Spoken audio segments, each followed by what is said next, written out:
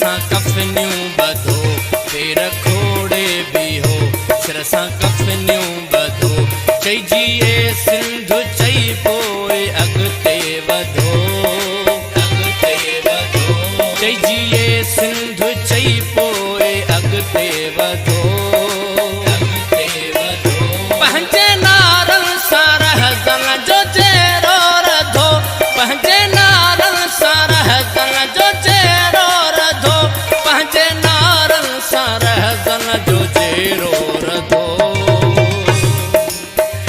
नारा हणंदा हलो पेर खणंदा हलो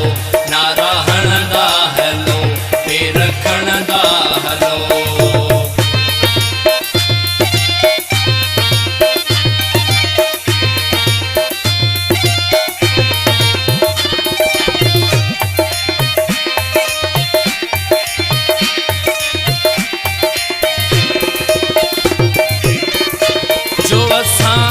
हले सीनू ताणे हले साम्हूं दार आसो बुजाणे हले पंहिंजे छातीअ खे छेरनि सां छाणे हले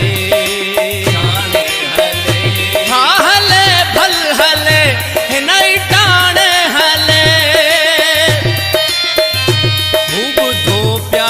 लाशन जा कड़का सुजन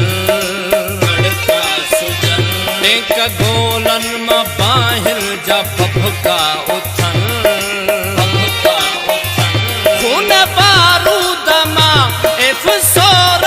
उड़न लोह ॾई के तलांचर हकलियूं कढन नारा हणंदा हलो पेर खणंदा हलो नारा हणंदा हलो पेर खणंदा हलो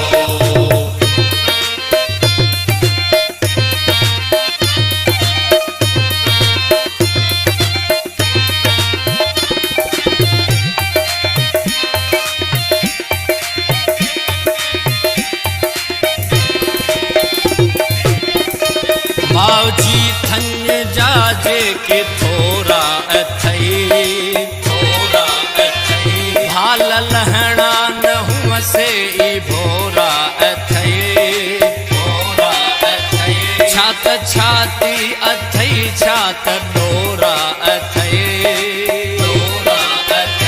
तुंहिंजा बेरी बि हिन सिर जा घोरा अथई तुंहिंजा बेरी बि हिन सिर जा घोरा अथई हूअ वॾेरे खे फिफड़ी वठी आवई अॼु का मोरल ते बीजणवा बिजली गिरे पैया पीरल ऐं मीरल जी बूथी सुकी साम्राजन जो पियो आहे ढीघल रही नारा हणंदा हलो पेर खणंदा हलो नारा हणंदा हलो पेर खणंदा हलो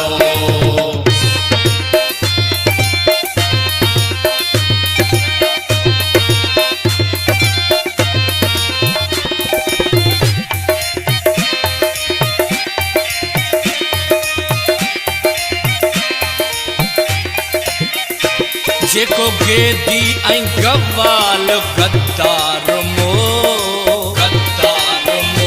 भल मुओ पंहिंजे सिंधड़ीअ मथां बारो पहला पत्थर न विझजो न मातम कजो हिकिड़े हथ में झंडो ॿिए में कुहाड़ो करियो पाण चाहियूं था आज़ाद थिए सिंध वतन आसमां ते अमुन जा